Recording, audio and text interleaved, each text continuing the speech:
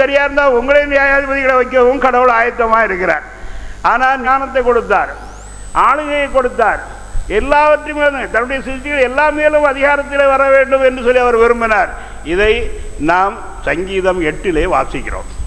சகல அதிகாரம் எனக்கு கொடுக்கப்பட்டிருக்கிறது என்று சொல்லி அவர் சொன்னதன் மூலமாக எல்லாவற்றையும் ஆதாம் இழந்து போன, மனிதன் இழந்து போன எல்லாவற்றையும் அவர் திரும்ப பெற்றுக்கொண்டார்.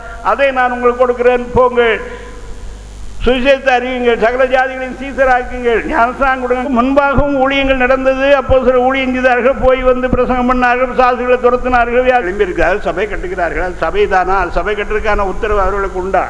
இந்த பரலோக ரகசியங்களை அறிந்தவர்கள் தான் தங்களுக்கு எல்லாவற்றையும் இழந்தாலும் பரவாயில்ல, இழந்துவார் தான் இந்த ஊழியத்தை நடத்துகிறேன். அதாவது ஜீவியத்திலும் உபதேசத்திலும் ஜட்ஜ்மெண்டிலும் கொடுங்கன்னு இருக்கிறேன். நைட்டில் ஜெபம் பண்ண போனேன், அந்த காரியம் நான் விட்டுறேன்னு சொல்லி ஆண்டவர் சொல்கிறார். உடனே நான் அறிவிப்பு கொடுத்துட்டேன், ஸ்பெஷல் மீட்டிங்கில்